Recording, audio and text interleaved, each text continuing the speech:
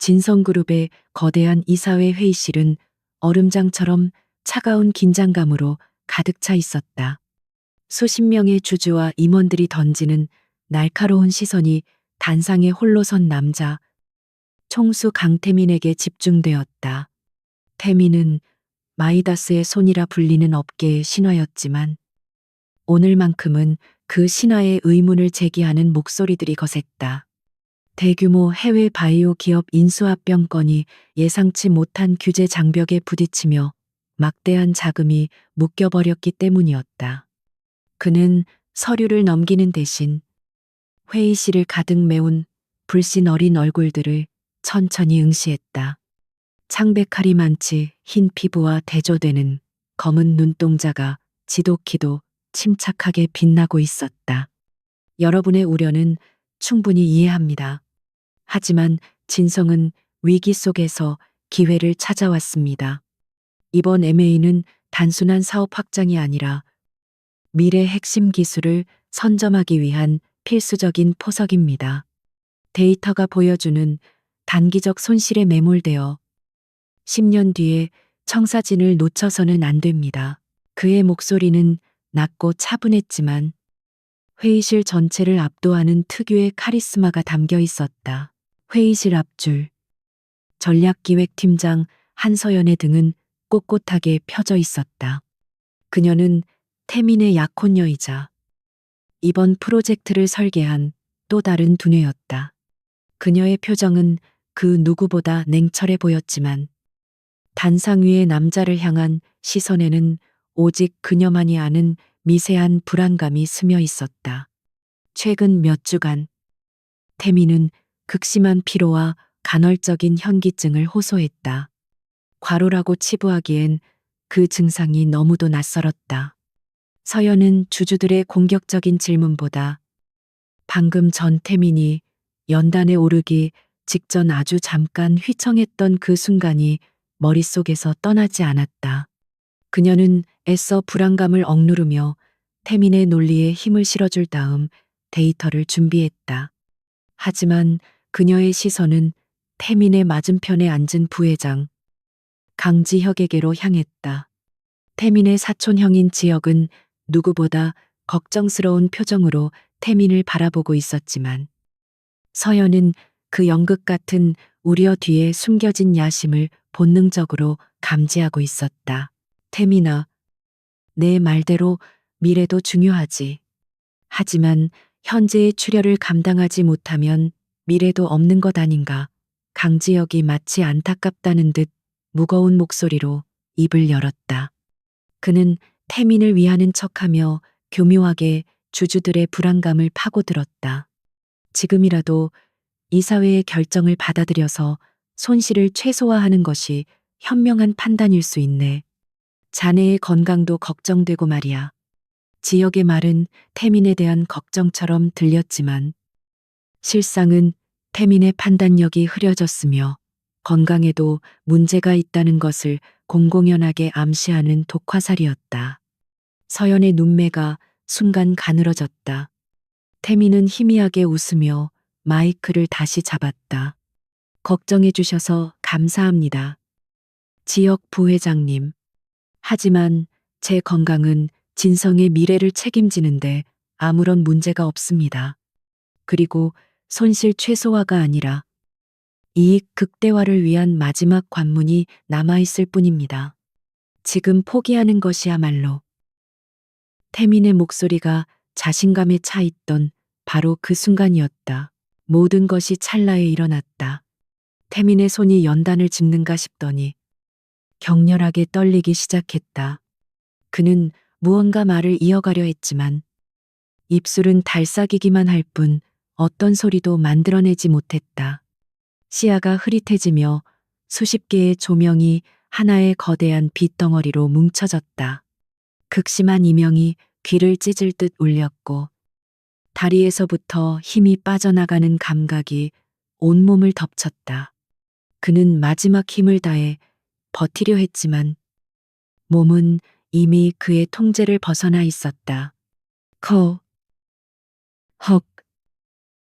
비명조차 되지 못한 신음과 함께 대한민국 재계를 호령하던 젊은 총수 강태민이 연단 위로 그대로 무너져 내렸다. 정적이 흘렀다.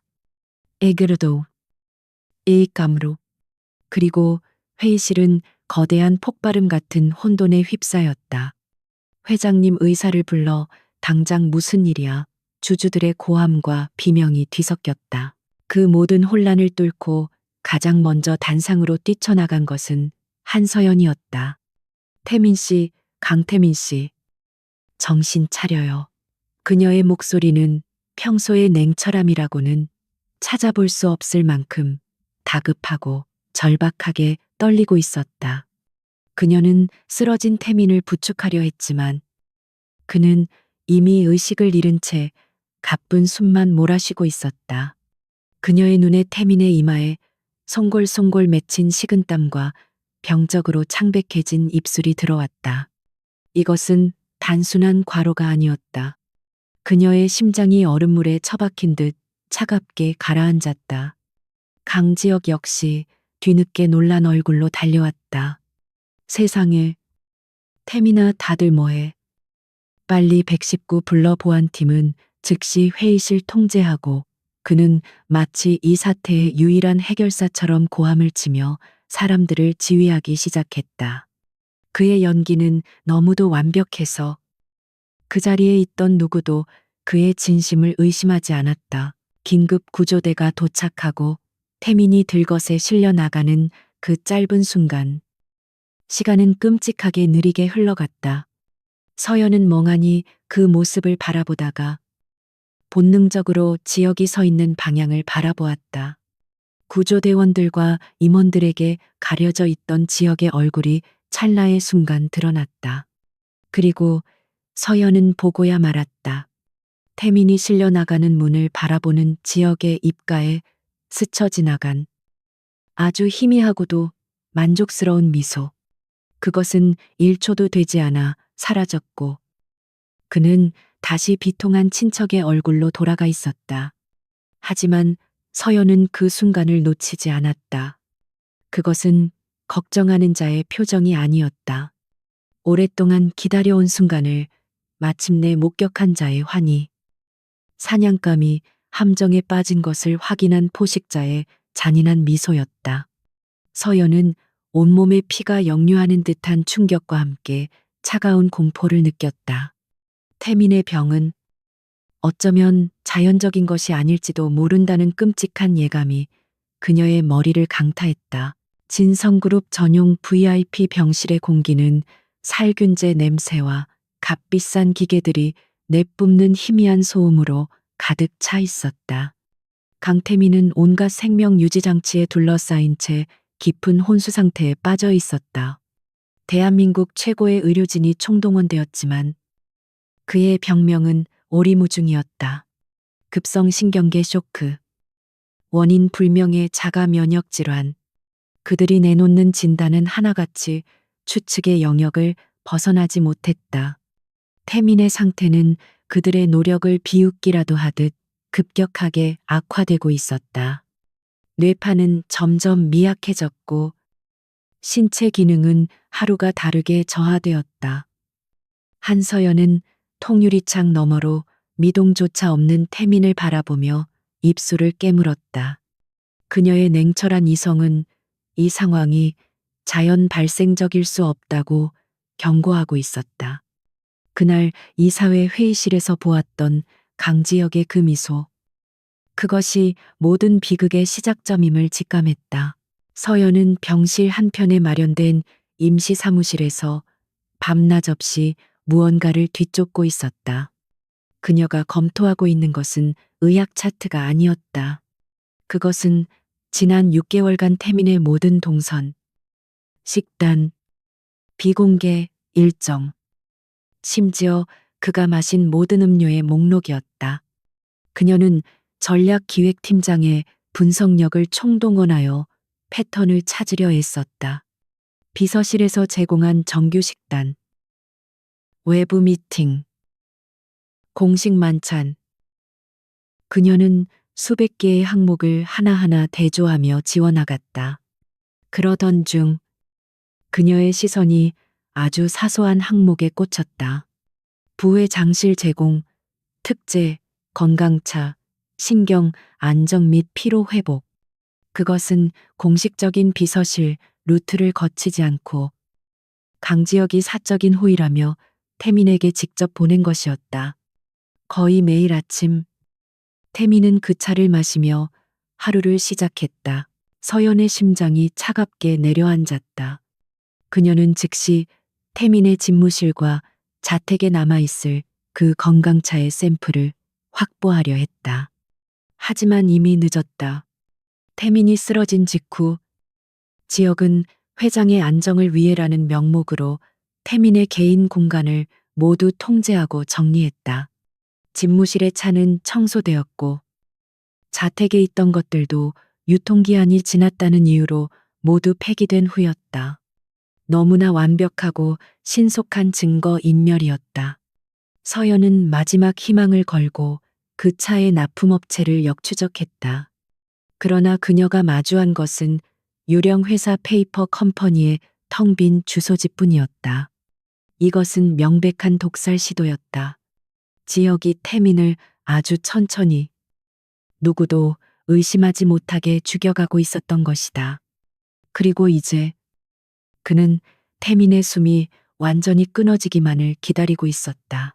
절망감이 그녀의 목을 조여오는 순간 병실 복도 저편에서 강지혁이 모습을 드러냈다.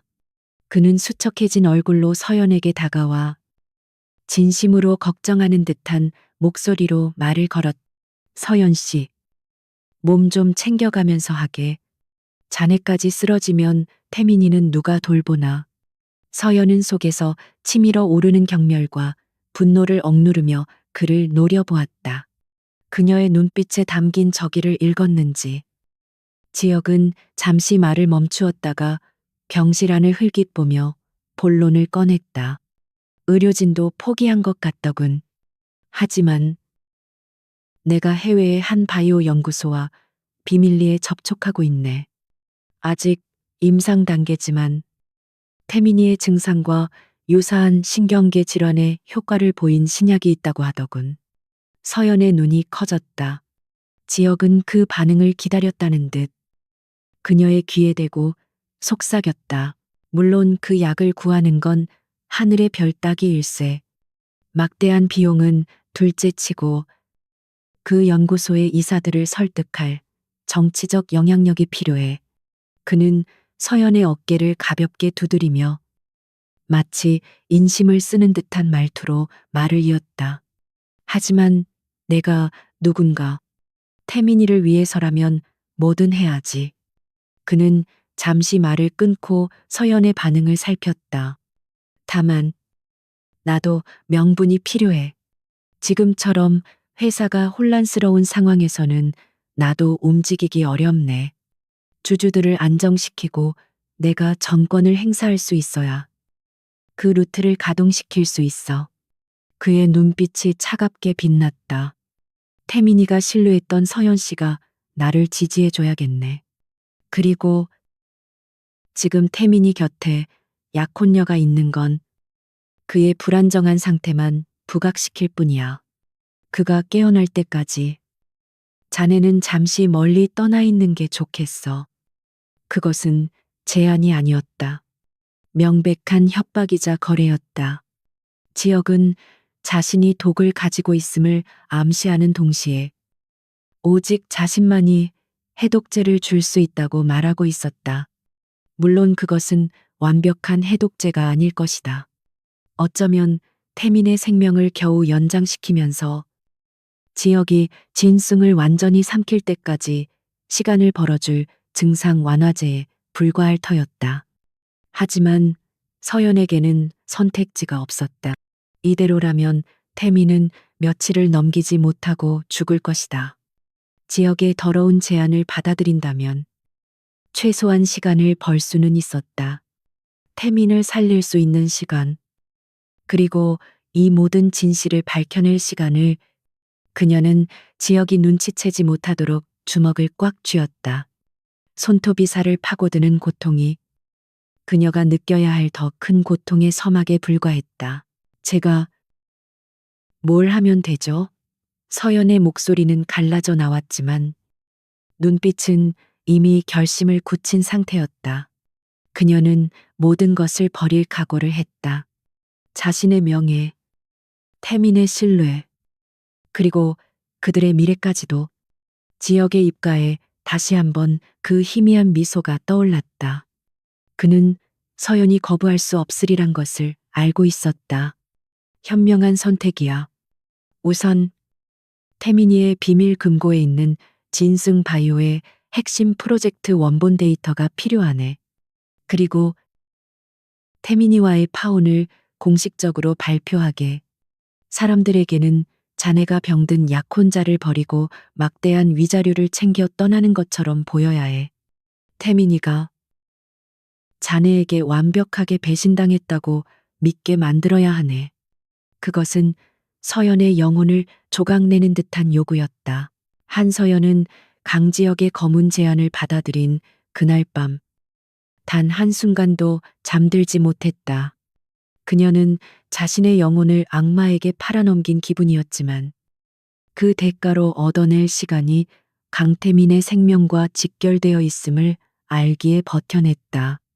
그녀는 강지혁이 요구한 진송 바이오의 핵심 프로젝트 원본 데이터를 자신의 최고 등급 보안 카드를 이용해 태민의 비밀 금고에서 꺼냈다.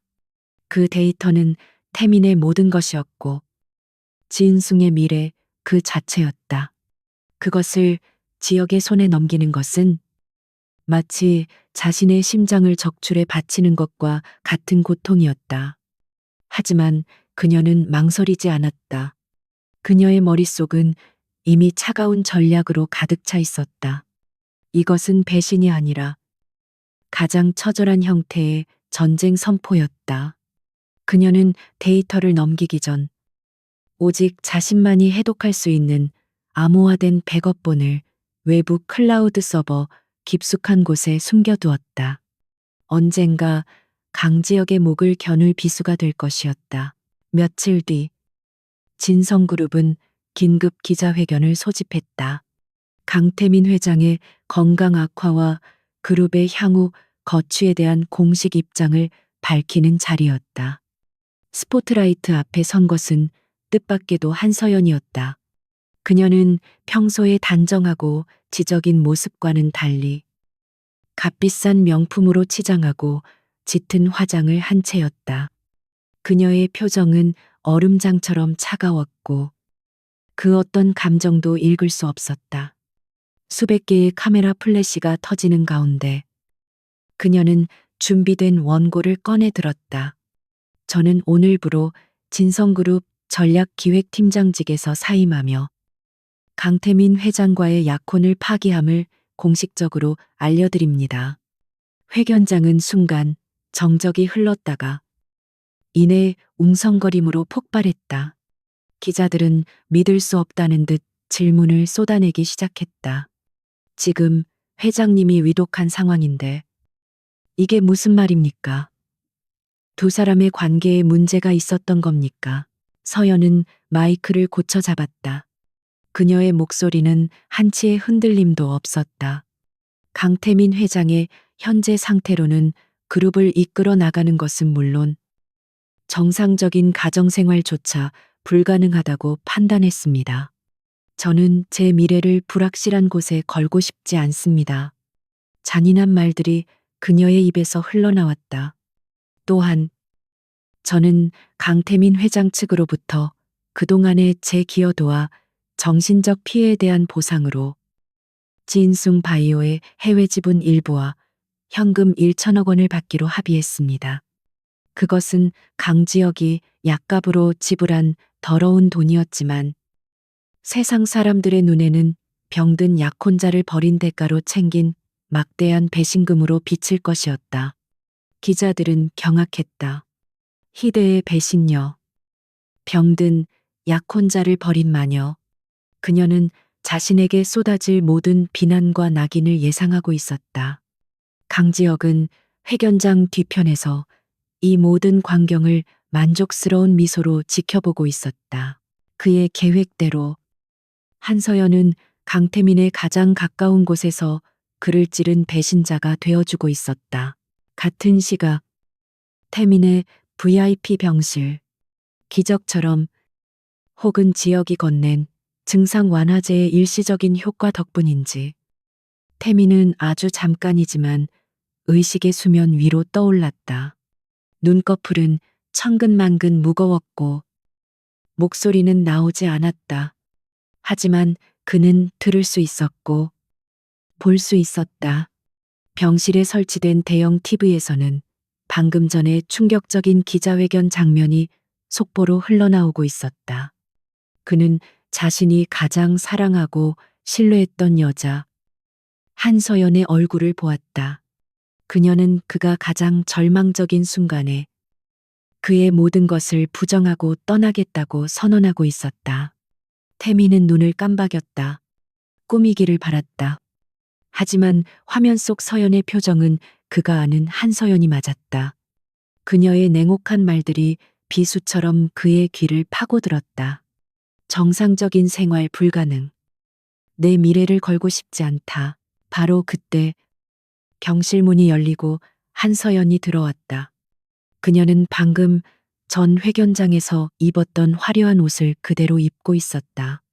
태미는 그녀를 향해 필사적으로 손을 뻗으려 했지만 손가락 하나 까딱할 수 없었다. 그는 눈물인지 식은땀인지 모를 액체가 뺨을 타고 흐르는 것을 느끼며 그녀에게 가지 말라고 무슨 일이냐고 애원하고 싶었다. 서연은 침대 옆에 멈춰섰다. 그녀는 의식이 돌아온 태민을 내려다보았다. 그의 눈에 담긴 충격과 절망, 그리고 애원을 정면으로 마주했다. 그녀의 심장은 수천 개의 칼날에 찔리는 듯 했지만 그녀는 표정을 바꾸지 않았다. 오히려 더 차갑게 입을 열었다. 일어났네요. 마침 잘 됐어요. 방금 기자회견 보셨죠? 이제 우리 끝났어요. 태민의 눈이 절망으로 크게 뜨였다. 서연은 미리 준비해 두었던 약혼 반지를 빼서 그의 침대 옆 테이블에 소리나게 내려놓았다. 이건 돌려줄게요. 그리고 당신 생각보다 훨씬 나약한 남자였네요. 실망이에요. 그녀는 마지막으로 태민의 얼굴을 그가 무너지기 전 건강했던 모습을 그와 함께 꿈꾸었던 미래를 가슴속 깊이 새겼다. 그리고 잔인하게 돌아섰다. 그녀가 한 걸음 한 걸음 문을 향해 걸어갈 때마다 태민의 심장도 한 조각씩 부서져 내렸다. 그는 그녀의 뒷모습을 보며 소리 없는 절규를 토해냈다. 가지마. 서연아. 제발. 하지만 그녀는 단 한 번도 뒤돌아보지 않았다. 병실 문이 닫히는 소리와 함께 태민의 세상도 무너져 내렸다. 그는 배신감과 절망감에 휩싸여 다시 깊은 어둠 속으로 빠져들었다. 서연은 병실 문이 닫히자마자 복도 벽에 몸을 기대고 무너져 내렸다. 그녀는 숨을 죽여 울었다. 하지만 그녀에게는 슬퍼할 시간조차 허락되지 않았다. 그녀는 눈물을 닦고 다시 얼음 같은 가면을 썼다. 그녀가 병원을 떠나는 순간 모든 언론의 카메라는 병든 CEO를 버리고 떠나는 비정한 약혼녀의 모습을 담기 위해 혈안이 되어 있었다. 그리고 그날 오후 강지혁은 긴급 이사회를 소집하여 회장의 공백과 한서연 스캔들로 인한 경영 위기를 수습한다는 명목하에 만장일치로 회장 직무대행, 즉 진승의 임시 총수 자리에 올랐다. 그는 마침내 원하던 모든 것을 손에 넣었다. 태민의 회사, 태민의 명예, 그리고 태민의 여자까지도 완벽하게 빼앗았다고 생각했다. 강태민은 지옥의 문턱에서 겨우 숨을 붙들고 있었다. 강지혁이 특효약이라며 투여하는 약물은 그의 생명을 연장시키는 동시에 그의 의식을 짙은 안개 속에 가두었다. 그는 끔찍한 악몽과 희미한 현실의 경계를 오갔다. 꿈속에서는 언제나 한서연이 등장했다. 그녀가 기자회견장에서 내뱉었던 차가운 목소리, 병실에서 그를 내려다보던 경멸, 어린 눈빛이 반복해서 그를 고문했다. 배신감은 그의 몸을 갉아먹는 독보다 더 지독하게 그의 영혼을 파괴했다. 하지만 그는 죽을 수 없었다.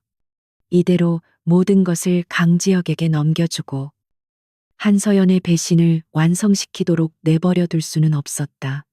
증오가 그의 마지막 남은 생존 본능을 자극했다. 그는 안개 같은 의식 속에서도 필사적으로 감각을 곤두세웠다. 자신을 돌보는 간호사들의 교대 시간, 그들의 미묘한 표정 변화, 그리고 지역이 가져오는 약물이 투여될 때마다 찾아오는 짧은 명료함과 뒤이은 깊은 혼돈의 주기를 서서히 인지하기 시작했다. 같은 시각, 한서연은 도시의 그림자 속으로 완벽하게 스며들었다. 지인승의 화려한 전략기획팀장은 더 이상 존재하지 않았다. 그녀는 배신의 대가로 받은 1천억 원의 자금 중 일부를 수십 개의 차명 계좌로 분산시키고 현금화하여 지하 경제로 흘려보냈다. 그녀는 이제 강지역의 감시 대상 1호이자 동시에 강태민에게 충성했던 세력들에게는 공공의 적이었다. 지역은 그녀가 너무 많은 것을 알고 있기에, 그리고 너무 똑똑하기에 결코 그녀를 살려둘 생각이 없었다. 그는 서연의 모든 통신을 감청하고 전문 해결사들을 고용해 그녀의 뒤를 쫓았다. 태민의 충직한 비서실장이었던 윤 실장 역시 서연이 회장을 배신하고 회사의 기밀을 빼돌렸다고 확신하며 그녀를 추적했다. 서연은 양쪽의 추격을 피하며 허름한 오피스텔을 위장 신분으로 임대해 자신만의 전쟁 기지를 구축했다. 그녀에게는 시간이 없었다. 지역이 주는 약은 태민의 생명을 담보로 한 사슬일 뿐 완전한 해독제가 아님을 직감했다. 그녀는 그 더러운 돈을 무기 삼아 어둠 속의 전문가들을 끌어모았다. 전직 국가정보원 출신의 해커이자 보안 전문가인 K-페이. 금융범죄수사팀에서 불명예스럽게 퇴직했지만 실력만큼은 최고였던 회계 분석가 최 팀장. 그리고 뒷골목의 모든 정보망을 꿰뚫고 있는 흥신소 소장 고스트가 그녀의 비밀팀에 합류했다. 그들은 돈 때문에 움직였지만 곧 서연의 처절한 진심과 이 거대한 음모의 실체를 마주하게 되었다. 서연은 그들에게 태민의 증상과 관련된 모든 데이터를 제시했다. 이건 단순한 질병이 아니에요. 완벽하게 설계된 독살 시도입니다. 우리는 그 독의 실체와 해독제를 찾아야 합니다. 서연은 강지혁이 태민의 집무실을 청소하기 직전 태민이 마시다가 남긴 건강차가 담긴 컵을 몰래 빼돌렸었다. 그녀는 컵에 남아있던 아주 미량의 침전물을 확보하는 데 성공했다. 그것이 유일한 증거였다. 국내의 어떤 연구소도 이 미지의 물질을 분석해내지 못했다. 지역의 입김이 닿지 않은 곳이 없었고 설령 있다 해도 분석할 기술력이 부족했다. 서연은 K를 통해 전 세계의 독극물 전문가 리스트를 확보했고 그중 가장 독보적이지만 가장 접촉하기 어려운 인물을 찾아냈다. 스위스 제네바에 은둔하고 있는 생화학 무기 및 희귀 독극물 권위자 아리스톨은 박사였다.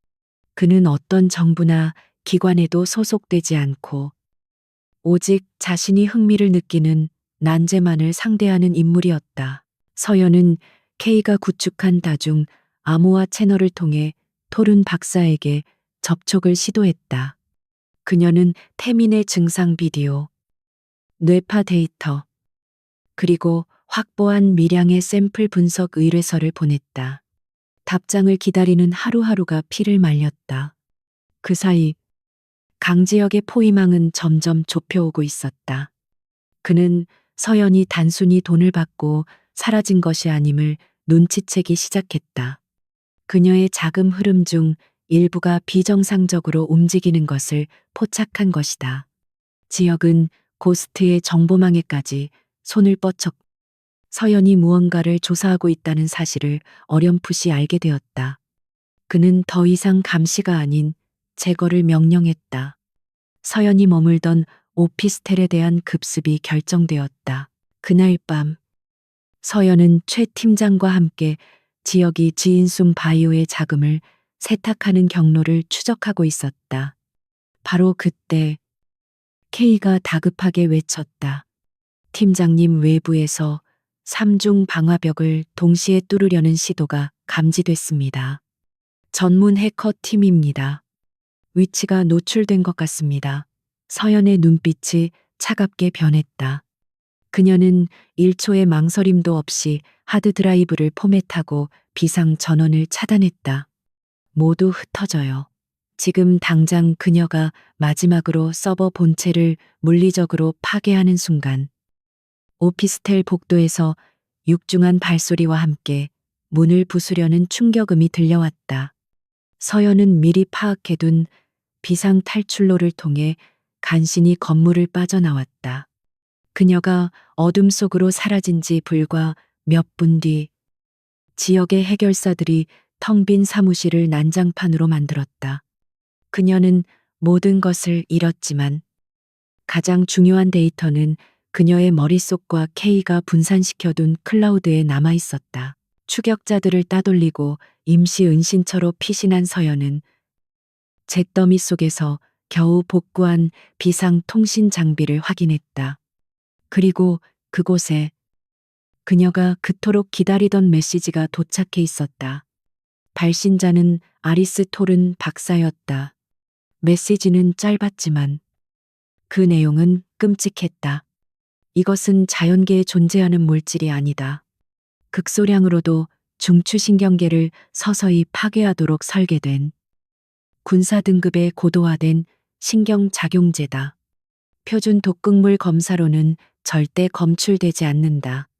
만약 피해자가 아직 살아있다면 현재 받고 있는 모든 치료를 당장 중단시켜라.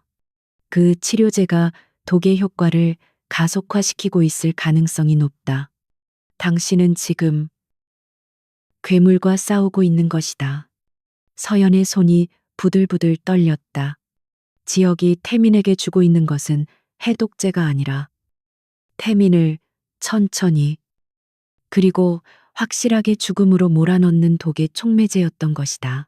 강지혁은 마침내 진성그룹의 심장부 강태민의 회장실을 차지했다.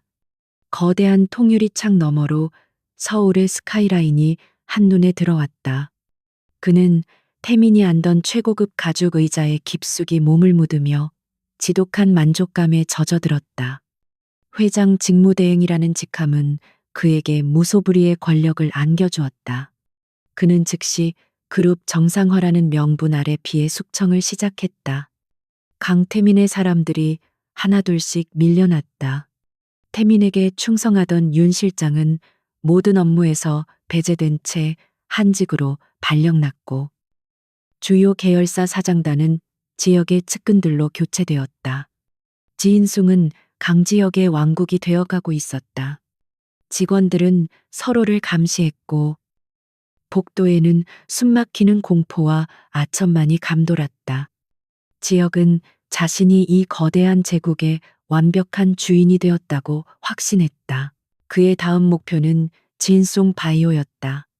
그것은 태민의 꿈이자 제인승의 미래였지만 지역에게는 그저 거추장스러운 짐일 뿐이었다. 그는 한서연에게서 빼앗은 핵심 데이터를 이용해 해외 경쟁사의 프로젝트 전체를 매각하려 했다. 그는 이사회를 소집해 태민이 추진했던 MA의 실패와 현재의 경영 공백을 거론하며 적자 사업인 바이오 부문을 정리해야 한다고 목소리를 높였다. 강태민 회장의 유산은 존중하지만 우리는 현실을 봐야 합니다. 이 부실 덩어리를 털어내고 그룹의 현금 유동성을 확보하는 것이 지금 우리가 해야 할 일입니다.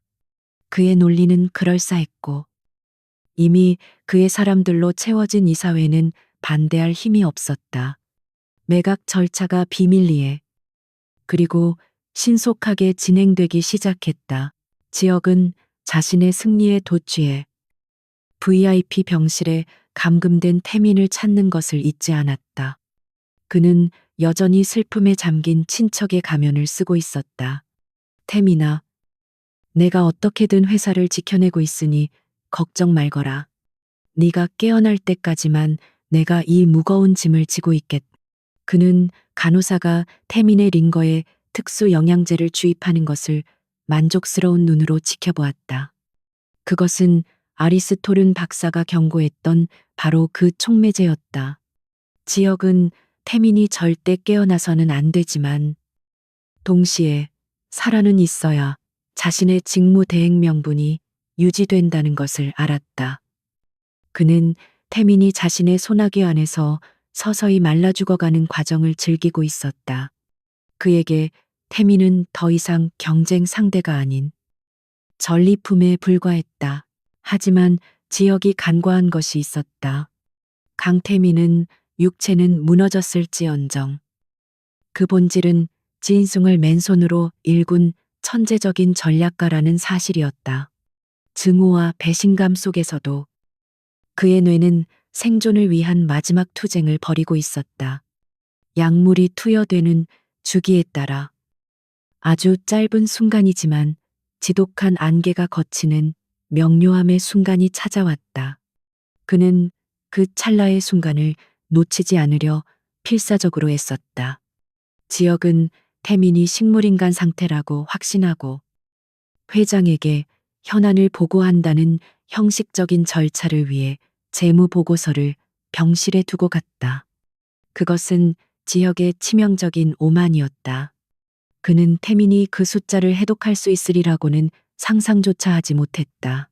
어느 날 새벽, 태민은 안간힘을 다해 눈을 떴다. 시야는 흐릿했지만 침대 옆 테이블에 놓인 보고서의 제목이 눈에 들어왔다. 3분기 긴급 RD 예산 집행 내역. 그는 떨리는 손가락을 움직여 겨우 페이지를 넘겼다. 대부분의 항목은 의미 없는 숫자의 나열이었지만 그의 눈은 본능적으로 이상 징후를 포착했다. 세라핌 파마, 세라핌 팜. 들어본 적도 없는 이름의 유령 회사에 지난 2달간 수백억 원의 자금이 신약 개발 자문료 명목으로 흘러 들어가고 있었다. 그 액수는 지인송 바이오의 1년치 연구 개발비와 맞먹었다. 심장이 얼어붙는 것 같았다. 이것은 정상적인 거래가 아니었다. RD 예산으로 위장한 거대한 횡령이었다. 태민은 자신의 머리를 강타하는 끔찍한 진실과 마주했다. 세라핌 파마. 그 천사 같은 이름 뒤에 숨겨진 악마의 정체. 강지혁이 자신을 독살하기 위해 사용한 약물. 그리고 지금 자신을 연명시키는 동시에 서서히 죽이고 있는 이 치료제의 출처가 바로 저곳이라는 것을 직감했다. 지역은 태민을 죽이는데 지인숭의 돈을, 바로 태민 자신의 돈을 사용하고 있었던 것이다.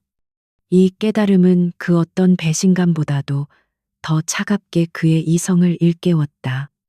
그는 더 이상 무력한 환자가 아니었다. 그는 반격을 준비해야 했다.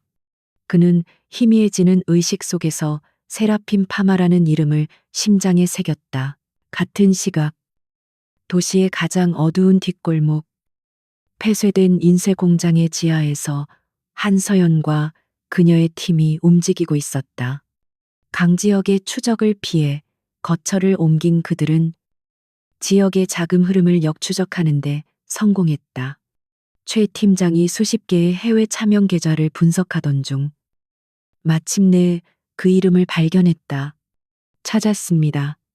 세라핌 파마. 파나마의 서류상으로만 존재하는 회사입니다. 하지만 실제 자금은 동유럽의 한 소규모 생화학 연구소로 흘러들어가고 있습니다. K가 즉시 그 연구소의 방화벽을 파고들기 시작했다. 지역이 고용한 용병들만큼이나 이 연구소의 보안은 허술했다. 그들은 자신들의 연구가 제인승이라는 거대 기업의 총수를 겨냥한 것인지조차 모르고 있었다. K의 손가락이 키보드 위에서 춤을 추었고 마침내 서버의 가장 깊숙한 곳에 숨겨진 파일이 열렸다. 그곳에는 그들이 찾던 모든 것이 있었다. 프로젝트 JTM, 자인 타민, 태민의 혈액 샘플 분석표, 독극물 합성 일지, 그리고 해독제 버전 7, 도스, 안티도테 500, 의 이라는 이름의 파일이 있었다. 서연은 떨리는 손으로 파일을 열었다. 그것은 완벽한 해독제의 화학식이자 제조 공법이었다. 강지혁은 태민을 천천히 죽일 수 있는 독과 동시에 그를 언제든 살릴 수도 있는 해독제를 모두 손에 쥐고 있었던 것이다. 그는 태민의 생명줄을 쥐고 흔들며 제인숭을 통째로 삼킬 계획이었던 것이다. 이것은 살인이 아니라 완벽한 통제였다. 서연은 즉시 해독제 데이터를 암호화하여 제네바의 아리스토른 박사에게 전송했다. 박사님, 이게 맞습니까? 이걸로 그를 살릴 수 있습니까? 몇 분 뒤 토른 박사에게서 긴급 메시지가 도착했다. 놀랍군. 이건 완벽해. 이 독을 만든 자는 천재이거나 악마야. 하지만 이 공식이 있다면 24시간 내로 완벽한 해독제를 합성할 수 있네. 서연의 눈에서 뜨거운 눈물이 흘러내렸다. 수많은 죽음의 고비를 넘기고 배신자라는 낙인을 견뎌낸 끝에 마침내 그녀는 강태민을 구할 수 있는 유일한 빛을 손에 넣은 것이다. 이제 남은 것은 이 해독제를 자신을 세상에서 가장 증오하고 있을 남자의 몸에 투여하는 일뿐이었다. 한서연은 아리스토른 박사의 검증을 거친 해독제 제조법을 손에 쥐었다. 그것은 희망이었지만 동시에 시한폭탄의 타이머이기도 했다.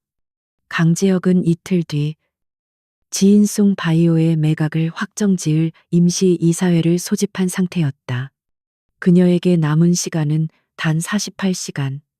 그녀의 팀은 모든 자원을 총동원해 제네바에서 전송된 데이터를 바탕으로 소량이지만 강력한 해독제를 합성하는 데 성공했다.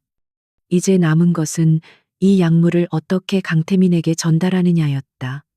진성 VIP 병동은 강지혁의 사설 경호팀에 의해 철저히 통제되고 있었다. 그곳은 병원이 아니라 감옥이었다. 서연은 K에게 불가능한 임무를 지시했다. 병원 전체의 보안 시스템을 마비시킬 수 있는 틈을 만들어야 해요. 단 5분이면 됩니다.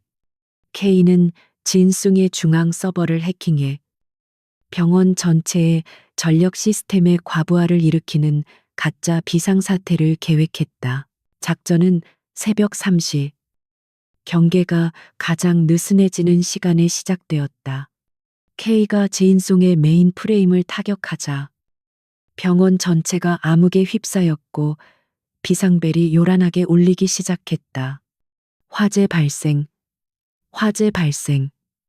모든 인원은 즉시 자동 안내 방송이 터져나오며 복도는 혼란에 빠졌다. 지역의 경호원들이 상황을 파악하기 위해 병실을 비우고 뛰쳐나간 바로 그 찰나 서연은 어둠을 틈타 병동 안으로 스며들었다.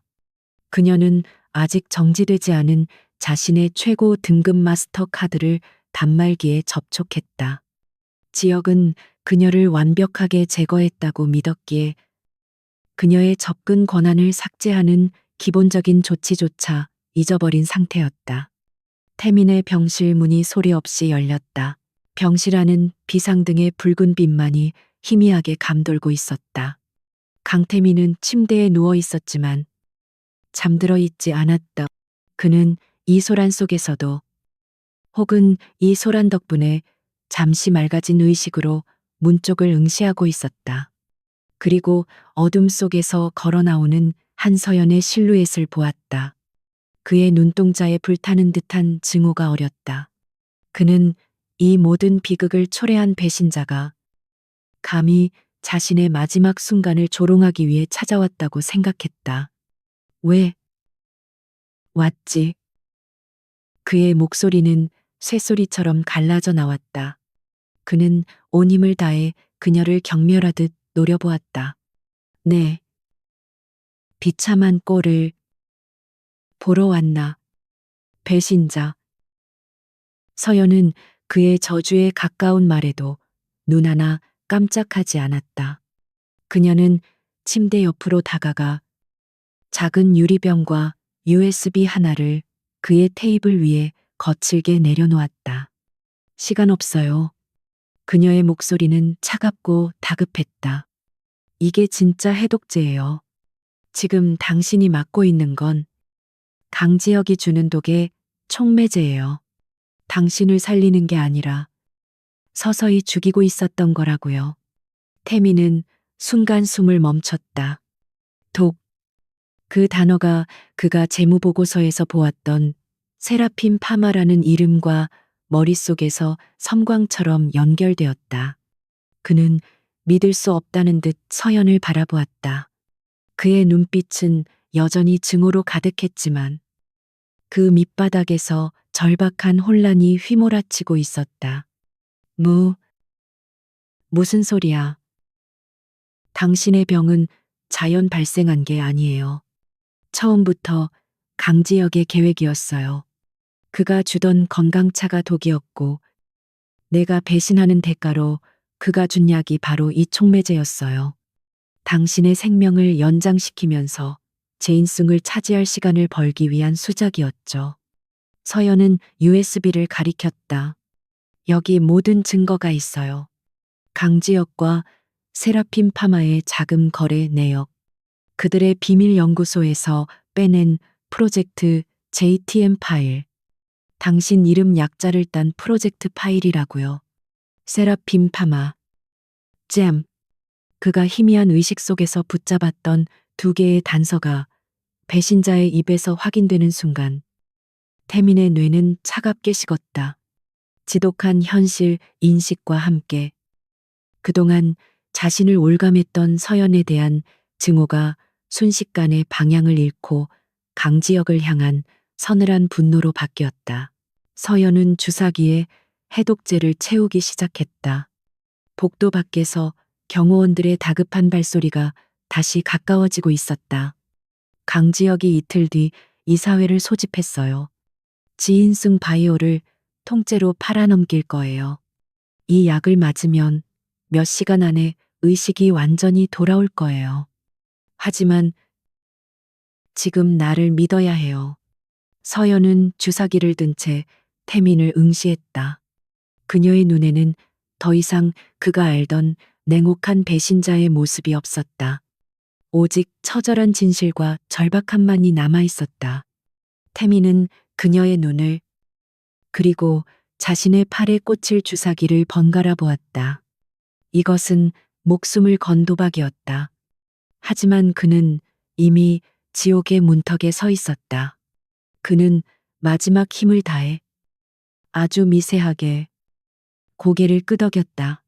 서연은 망설임 없이 태민의 팔에 주사기를 꽂고 해독제를 주입했다. 48시간 벌었어요. 깨어나면 반격해야죠. 그녀는 다시 어둠 속으로 사라졌고 잠시 후 병실 문을 열고 들어온 경호원들은 비상벨 소리에 살짝 혼란스러워하는 듯한 환자만을 발견했을 뿐이었다. 하지만 그들은 알지 못했다. 그들의 환자는 이미 깊은 잠에서 깨어나고 있었다. 진성그룹의 최고층 이사회 회의실. 2달 전 강태민이 쓰러졌던 바로 그 장소에 강지혁이 의장석에 앉아 있었다. 그의 얼굴에는 완벽한 승리자의 여유가 넘쳤다. 이사회는 이미 그의 사람들로 물갈이 되었다. 강태민에게 충성하던 소수의 원로 임원들은 구석으로 밀려나 침묵을 지키고 있었다. 지역은 태민이 앉던 거대한 의자에 몸을 기대며 지인승 바이오 매각 안건이 적힌 문서를 가볍게 두드렸다. 여러분, 지난 2달간 우리는 격동의 시기를 보냈습니다. 존경하는 강태민 회장의 예기치 못한 건강 악화와 그를 보필하던 한서연 팀장의 불미스러운 스캔들까지 그룹의 신뢰도는 바닥에 떨어졌습니다. 그의 목소리에는 마치 이 모든 사태를 수습하는 영웅이라도 된 듯한 비장함이 서려 있었다. 그는 슬라이드를 넘기며 제인숭 바이오의 막대한 예상 적자를 부각시켰다. 강 회장의 꿈은 훌륭했지만 현실은 냉혹합니다. 이 적자 덩어리 프로젝트는 지금 우리 그룹의 발목을 잡는 족쇄에 불과합니다.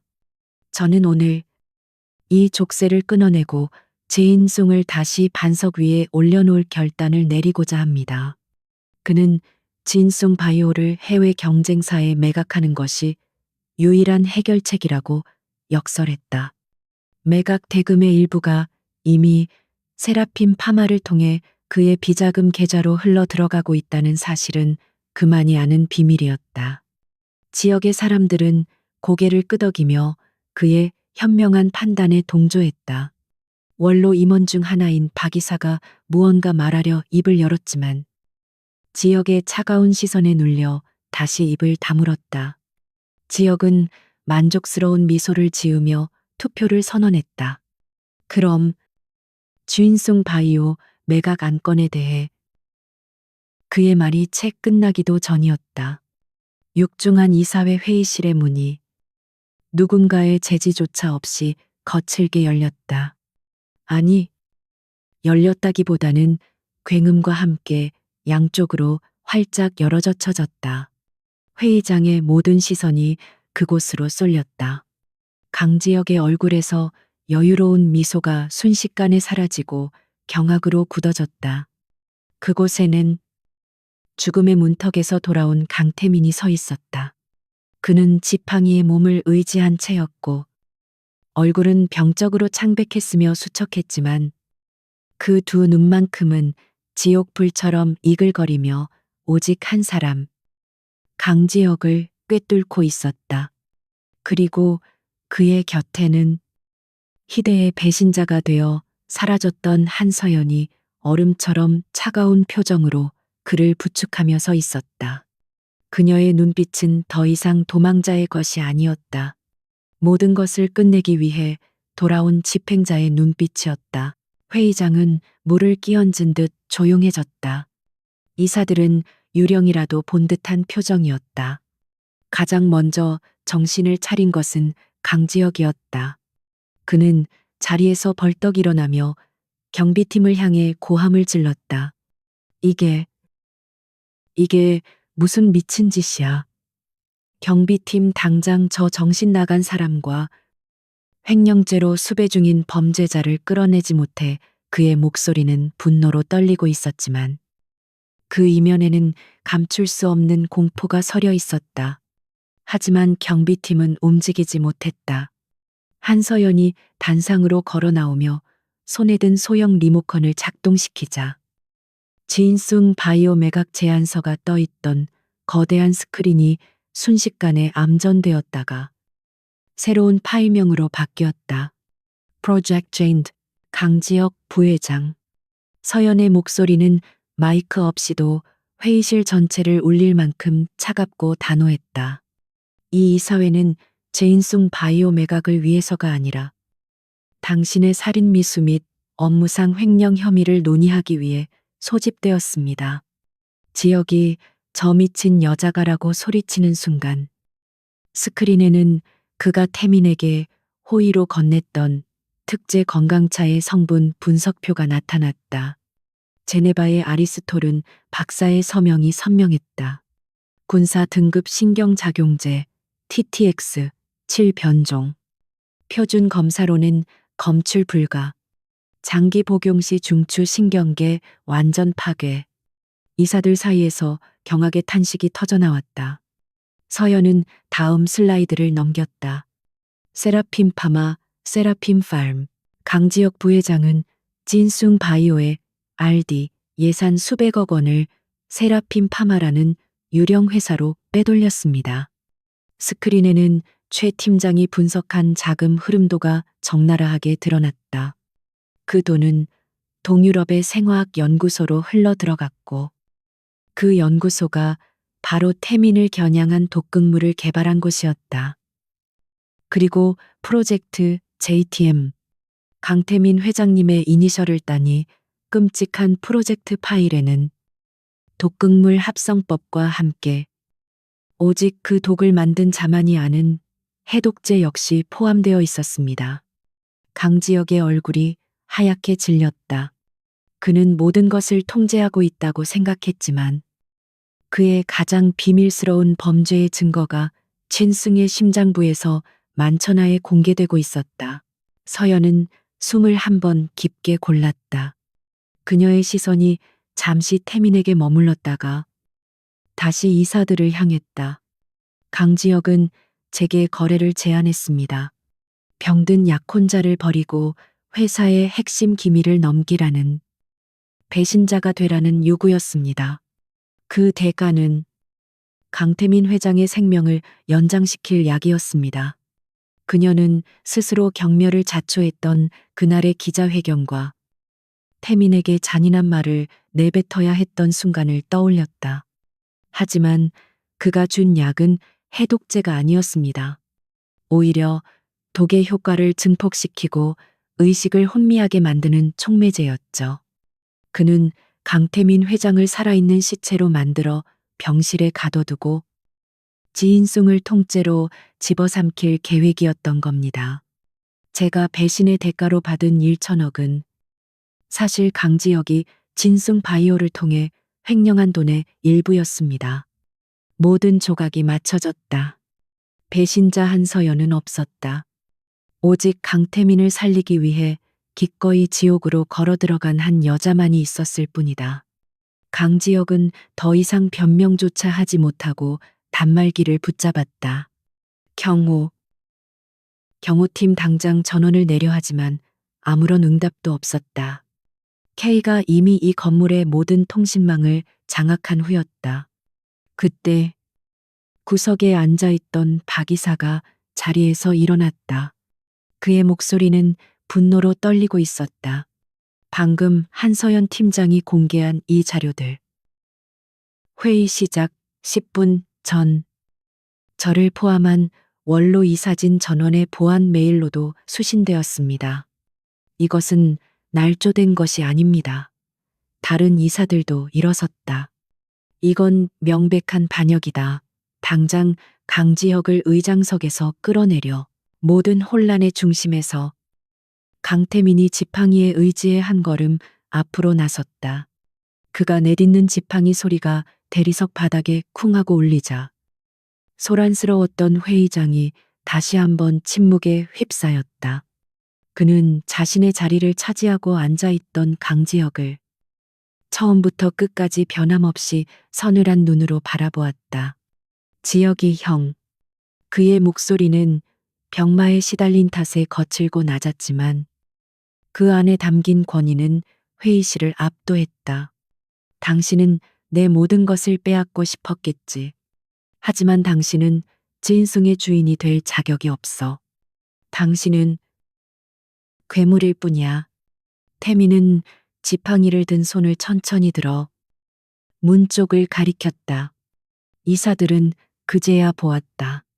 경비팀 뒤편에 서울중앙지검 특수부 검사들과 수사관들이 조용히 서 있는 것을. 서연이 K를 통해 모든 증거를 검찰에도 넘겼던 것이다. 지인승 그룹 강지혁 부회장. 검사가 앞으로 나서며 차가운 목소리로 말했다. 살인 미수, 특정 경제범죄, 가중처벌 등에 관한 법률 위반, 업무상 배임 및 횡령 혐의로 당신을 긴급 체포합니다. 수사관들이 단상으로 올라가 지역의 양팔을 붙잡았다. 그는 마지막까지 발악했다. 이건화 내가 누군지 알아. 태민아, 강태민. 네가 어떻게 나한테 이럴 수 있어. 그의 절규는 아무런 의미도 없었다. 그는 자신이 무너뜨렸던 바로 그 장소에서, 자신이 조롱했던 바로 그 사람의 눈앞에서 무참히 끌려나갔다. 이사회의 모든 이사들이 일어선 채 지인숭의 총수가 다시 제자리로 돌아오는 광경을 지켜보고 있었다. 강태민은 지역이 사라진 문을 잠시 응시하다가 긴장이 풀린 듯 휘청였다. 한서연이 재빨리 그의 몸을 부축했다. 두 사람의 길고도 처절했던 마지막 도박이 마침내 승리로 끝나는 순간이었다. 강지역의 광기 어린 절규가 육중한 문 너머로 완전히 사라지고 나서야 이사회 회의실을 짓누르던 지독한 침묵이 깨졌다. 이사들은 마치 끔찍한 연극의 마지막 장면을 목격한 관객들처럼 경악과 안도, 그리고 혼란이 뒤섞인 표정으로 멍하니 서 있었다. 모든 시선은 단 두 사람, 강태민과 한서연에게 고정되었다. 강태민은 지팡이의 의지에 겨우 서 있었지만 그의 얼굴은 이미 종이장처럼 창백했다. 그는 승리했지만 해독제의 힘으로 억지로 끌어올렸던 마지막 생명력까지 모두 소진한 상태였다. 긴장이 풀린 그의 몸이 서서히 무너져 내리기 시작했다. 하지만 그는 바닥에 쓰러지지 않았다. 한서연이 한치의 망설임도 없이 그의 몸을 받아 안았다. 그녀의 가느다란 팔이 그의 무게를 단단히 지탱했다. 끝났어요. 태민 씨. 정말 끝났어요. 그녀의 목소리는 미세하게 떨리고 있었다. 태민은 그녀의 어깨에 기댄 채 가쁜 숨을 몰아쉬며 희미하게 눈을 떴다. 그는 자신을 지탱하고 있는 이 여자가 자신이 그토록 증오했던 배신자이자 동시에 자신의 유일한 구원자라는 사실을 실감했다. 그는 무어라 말하려 입술을 달싹였지만 결국 의식의 끈을 놓아버렸다. K가 미리 연락해둔 의료진이 대기하고 있던 들것을 가지고 신속하게 회의실로 들어왔다. 진성그룹은 대한민국 역사상 유례없는 스캔들에 휩싸였다. 총수 일가의 살인 미수와 천문학적인 횡령 사건은 연일 뉴스 헤드라인을 장식했다. 그룹의 주가는 개장과 동시에 폭락을 거듭하며 거래가 정지되었다. 지인숭이라는 거대한 배가 좌초될 위기에 처한 것이다. 하지만 혼돈은 오래가지 않았다. 강태민 회장의 공식적인 위임과 그날의 진실을 모두 알게 된 이사회의 전폭적인 지지하에 한서연이 회장 직무대행으로 전면에 나섰다. 그녀는 더 이상 배신자의 가면을 쓸 필요가 없었다. 그녀는 즉시 그룹의 모든 비상 경영 시스템을 가동시켰다. 강 지역의 라인에 있던 부패한 임원들은 가차없이 해고되었고 진숭 바이오 메가건은 즉시 파기되었다. 그녀는 단 48시간 만에 그룹의 혼란을 수습하며 자신이 왜 강태민의 유일한 파트너였는지를 증명해 보였다. 그녀의 냉철한 카리스마와 정확한 판단력 앞에 주주들의 불안감은 점차 신뢰로 바뀌어 갔다. 진성그룹은 공식 성명을 발표했다. 강지역의 모든 범죄 사실과 함께 한서연의 위장 배신에 대한 전말이 세상에 공개되었다. 여론은 충격에 휩싸였다. 병든 약혼자를 버린 희대의 악녀는 사실 약혼자를 구하기 위해 기꺼이 자신의 모든 것을 희생한 현대의 영웅이었다. 그녀가 강지혁에게서 배신금으로 받았던 1천억 원의 행방 또한 밝혀졌다. 그녀는 그 돈을 단 한 푼도 건드리지 않고 별도의 에스크로 계좌에 보관하고 있었다. 그리고 그녀는 그 돈 전액을 지인송 바이오의 RD 기금으로 공개 기부했다. 이 결정은 폭락하던 주가를 반전시키는 결정적인 한 방이 되었다. 진짜 주인을 되찾은 주인숭. 한서연의 희생. 대중은 그녀의 용기와 헌신에 열광했고 제인숭은 기적적으로 안정을 되찾기 시작했다. 그 모든 폭풍의 중심에서 강태민은 조용한 병실에서 회복에만 집중하고 있었다. 해독제가 그의 몸을 정상으로 되돌리는 과정은 고통스러웠지만 그보다 더 그를 힘들게 했던 것은 정신적인 회복이었다. 그는 매일 밤 서연이 그에게 차가운 말을 내뱉던 그날의 악몽을 꾸었다. 그리고 동시에 그녀가 자신을 구하기 위해 어둠 속에서 홀로 싸웠을 시간들을 떠올렸다. 그녀가 느꼈을 공포, 외로움, 그리고 절망, 그가 그녀를 증오하며 버티는 동안 그녀는 그 증오마저도 계산된 전략의 일부로 받아들여야 했다.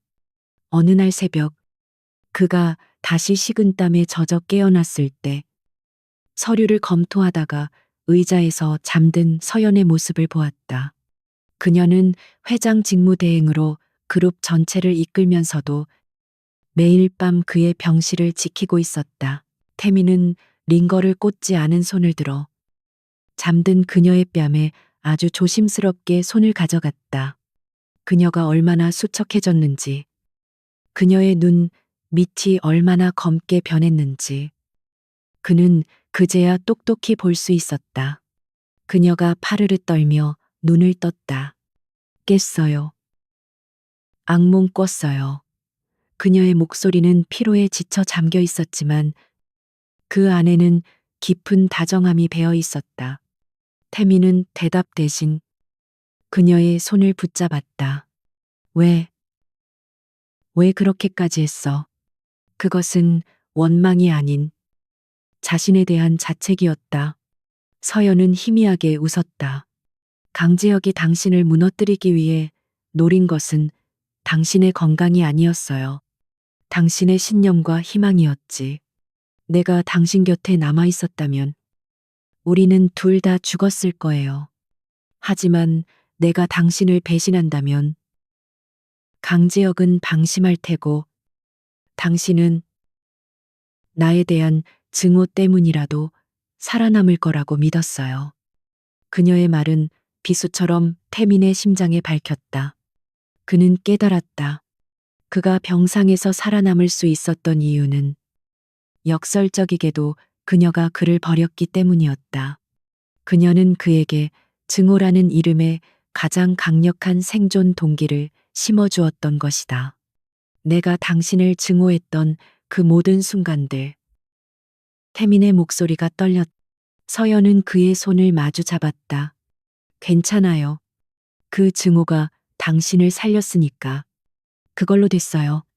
두 사람 사이에는 더 이상의 말이 필요 없었다.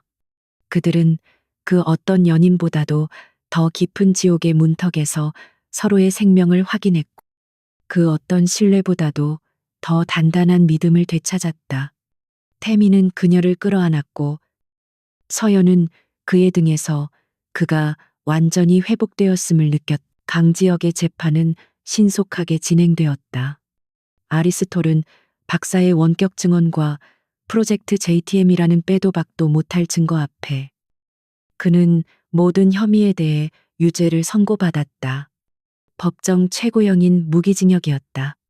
그는 법정을 끌려나가면서까지 태민과 서연을 저주했지만 그들의 세상에 더 이상 그의 자리는 없었다. 지인승 바이오는 서연이 기부한 종잣돈과 태민의 복귀로 다시 활기를 띠었고 그들이 원래 목표했던 희귀병 치료제 개발에 박차를 가했다.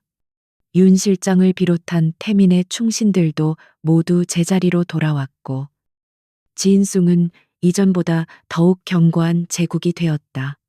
강태민은 단순히 회장의 자리를 되찾은 것이 아니라 진정한 리더십이 무엇인지를 그리고 신뢰의 무게가 얼마큼 무거운 것인지를 뼈저리게 깨달았다. 몇 달이 흘러 완연한 봄이 찾아왔다. 강태민은 완전히 건강을 회복했다. 그는 더 이상 지팡이에 의지하지 않았고 그의 눈빛은 예전의 총명함과 위엄을 되찾았다. 그는 진숭그룹의 최고층, 자신의 회장실 발코니에 서 있었다. 서울의 스카이라인이 눈부시게 펼쳐져 있었다. 하지만 그는 혼자가 아니었다. 그의 곁에는 한서연이 나란히 서 있었다. 그녀는 이제 전략기획팀장도 회장 직무대행도 아닌 지인숭의 부회장이자 그의 유일한 파트너였다. 태미는 주머니에서 작은 벨벳 상자를 꺼냈다. 그 안에는 그녀가 그 절망의 날에 병실 테이블 위에 내려놓았던 약혼 반지가 들어 있었다. 그는 상자에서 반지를 꺼내 말없이 그녀의 왼손을 잡았다. 서연은 그가 반지를 다시 끼워주는 것을 조용히 바라보았다. 그날 태민이 낮은 목소리로 입을 열었다. 당신이 이 반지를 내려놓았을 때 내 세상도 끝났다고 생각했어. 서연은 그의 손을 마주 잡았다. 그리고 나는 그 반지를 다시 끼는 날을 상상하면서 그 지옥 같은 시간들을 버텼어요.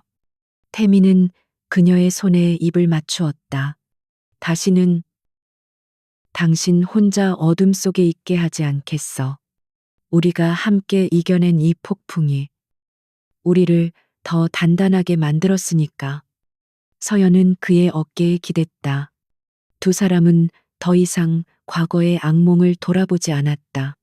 그들은 함께 진숭의 미래를 그리고 서로의 미래를 바라보았다. 병든 CEO는 그녀의 희생으로 목숨을 구했고 그녀는 그를 구함으로써 자신의 사랑과 신념을 증명했다. 그가 살 수 있었던 이유는 바로 그녀였고 그녀가 버틸 수 있었던 이유 역시 바로 그였다. 서울의 하늘 위로 폭풍우가 완전히 거친 뒤에 눈부신 태양이 떠오르고 있었다. 두 사람의 진정한 내일이 시작되는 순간이었다. 강지혁의 그림자가 진성그룹에서 완전히 지워진 지 1년이라는 시간이 흘렀다. 계절이 4번 바뀌는 동안 서울의 스카이라인은 변함없이 그 자리를 지키고 있었지만 그 하늘 아래 가장 높은 곳에 위치한 제인슨그룹의 풍경은 완전히 달라져 있었다. 총수, 살해 미수라는 최악의 스캔들을 겪었던 기업이라고는 믿기지 않을 만큼 지인승은 경이로운 속도로 안정을 되찾았을 뿐만 아니라 이전보다 더욱 견고한 신뢰의 제국으로 거듭났다. 그 중심에는 당연히 강태민과 한서연이 있었다. 두 사람은 단순한 연인을 넘어 지인승을 이끄는 가장 완벽한 전략적 파트너였다. 강태민이 거시적인 비전과 공격적인 M&A를 제시하면 한서연은 그것을 현실로 구현해내는 치밀한 전략과 리스크 관리를 담당했다. 그들은 서로의 가장 날카로운 검이자 가장 견고한 방패였다. 오늘 주인승 바이오는 역사적인 발표를 앞두고 있었다. 강지혁의 어두운 자금으로 시작되었던 세라핀 파마의 연구 데이터는 한서연과 강태민의 손을 거쳐 완전히 새로운 프로젝트로 재탄생했다.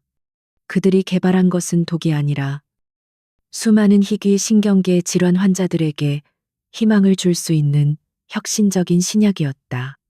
강태민은 자신의 경험을 바탕으로 이 약물이 단순한 치료제를 넘어 환자들의 삶의 질을 어떻게 바꿀 수 있는지에 대해 깊이 고찰했다.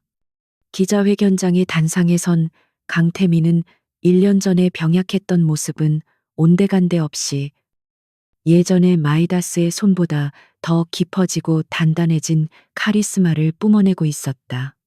그의 목소리는 차분했지만 그 안에 담긴 확신은 회의장을 가득 메운 기자들과 애널리스트들을 압도했다. 진숭 바이오의 신약 루미너스 7은 단순한 의학적 성과가 아닙니다. 태민이 마이크를 잡았다. 그의 시선은 기자들 넘어 맨 앞줄에 앉아 있는 한서연 부회장에게 잠시 머물렀다. 그녀는 여전히 냉철하고 침착한 표정이었지만 태민을 바라보는 눈빛에는 오직 그만이 아는 따뜻한 지지가 담겨 있었다. 이것은 절망의 잿더미 속에서 피어난 희망의 증거입니다. 저희는 이 약을 통해 어둠 속을 걷고 있는 많은 환자분들에게 빛을 선물하고 싶습니다. 또한 지인송은 이 약물로 발생하는 수익의 15%를 희귀병 환자 지원재단에 연구 기부할 것을 약속드립니다. 회의장에서는 우레와 같은 박수가 터져 나왔다. 강태민이 독극물에 쓰러지고 한서연이 배신자로 낙인 찍혔던 바로 그 이사회 회의실이 이제는 새로운 생명과 희망을 선포하는 장소가 된 것이다. 기자회견이 끝나고 두 사람은 회장실 발코니로 나왔다. 1년 전 그들이 재회의 입맞춤을 나누었던 바로 그곳이었다. 훌륭한 연설이었어요. 회장님, 서연이 옅은 미소와 함께 농담을 건넸다. 태민은 그녀의 허리를 감싸 안으며 웃었다. 한 부회장님이 밤새 다듬어준 연설문 덕분이지. 수익의 15%라는 아이디어는 정말 기가 막혔어. 그는 그녀의 이마에 가볍게 입을 맞췄다. 하지만 정말 괜찮겠어. 그의 목소리가 조금 낮아졌다. 서연은 그가 무엇을 묻는지 알고 있었다. 오늘은 신약 발표일이자 동시에 그들의 결혼식이 열리는 날이었다. 재계와 언론의 모든 관심이 집중된 날. 그들은 세간의 이목을 피해 가장 조용하고 비밀스러운 예식을 준비하고 있었다. 괜찮지 않을 이유가 없죠. 서연이 그의 품에 기대며 답했다. 우리의 사랑은 과시하기 위한 트로피가 아니에요. 우리가 함께 버텨낸 시간 그 자체죠. 세상 사람들이 제인승의 화려한 부활을 축하하는 동안 우리는 조용히 우리의 부활을 축하하면 돼요. 두 사람은 더 이상 세상의 시선에 흔들리지 않았다. 지옥의 가장 밑바닥에서 서로의 손을 놓지 않았던 그들에게 화려한 결혼식이나 수천 명의 하객은 아무런 의미가 없었다. 그들에게 필요한 것은 오직 서로의 존재를 확인하는 진실된 약속뿐이었다. 그 시각, 도심 외곽의 한적한 성당에서는 강태민의 오랜 충신이었던 윤 실장이 초조하게 시계를 확인하고 있었다. 하객이라고는 윤 실장 내외와 서연의 비밀팀이었던 K 최 팀장 그리고 고스트뿐이었다. 그들은 모두 말끔한 정장 차림이었지만 어딘가 모르게 어색한 기색이 역력했다. 한편 모든 빛이 차단된 교도소의 독방. 강지혁은 1년 만에 처음으로 신문을 받아들었다. 간수는 그의 모범적인 수감 생활을 고려한 특별한 배려라고 했지만 사실은 진승 측의 요청이었다. 신문의 일면에는 지인승의 기적, 신약 루미너스 7 발표라는 헤드라인 아래 환하게 웃고 있는 강태민과 한서연의 사진이 대문짝만하게 실려 있었다. 지역의 손이 부들부들 떨리기 시작했다. 그가 그토록 원했던 모든 것. 그가 태민에게서 빼앗으려 했던 바로 그 자리에서 태민은 자신이 상상했던 것보다 훨씬 더 높은 곳에 올라가 있었다. 그리고 그 옆에는 자신이 완벽하게 제거했다고 믿었던 한서연이 서 있었다. 신문 귀퉁이에는 작은 기사가 하나 더 실려 있었다. 강태민 회장, 한서연 부회장. 오늘 비공개 결혼. 지역은 신문을 갈기갈기 찢으며 짐승 같은 절규를 토해냈다. 그가 태민을 죽이려 했던 그 독이 오히려 태민을 더 강하게 만들고 그들의 사랑을 영원히 봉인하는 계기가 되었음을 깨달았기 때문이었다. 그의 패배는 완벽했다. 해질 무렵 작은 성당의 조용한 파이프 오르간 소리가 울려 퍼졌다. 화려한 웨딩드레스 대신 서연은 단정하지만 우아한 흰색 원피스를 입고 있었다. 태민 역시 턱시도 대신 가장 아끼는 정장을 입었다. 주례사도 화동도 없었다. 두 사람은 하객석에 앉은 몇 안 되는 전우들의 축복을 받으며 서로의 손을 마주 잡았다. 태미는 그가 직접 디자인한 세상에 단 하나뿐인 반지를 꺼냈다. 그것은 그들이 잃어버렸던 약혼 반지보다 더 단순했지만 안쪽에는 그들만이 아는 문구가 새겨져 있었다. 베라스페라 아다스트라. 역경을 헤치고 별을 향해 한서연. 태민의 목소리는 그 어느 때보다 진지했다. 당신이 나를 배신했던 그날, 나는 지옥을 보았소. 하지만 당신이 내 손을 다시 잡아주었을 때 나는 천국을 얻었소. 당신은 나의 생명이고 나의 구원이며 나의 영원한 전략이요. 남은 모든 생을 당신과 함께 이 진숭이라는 배를 항해하고 싶소. 서연의 눈가에 뜨거운 눈물이 고였다. 그녀는 웃으며 눈물을 닦았다. 강태민, 나는 당신을 살리기 위해 기꺼이 배신자가 되었어요. 하지만 이제 나는 당신을 지키기 위해 기꺼이 당신의 아내가 되겠어요. 당신이 폭풍 속에서 길을 잃을 때마다 내가 당신의 등대가 될게요.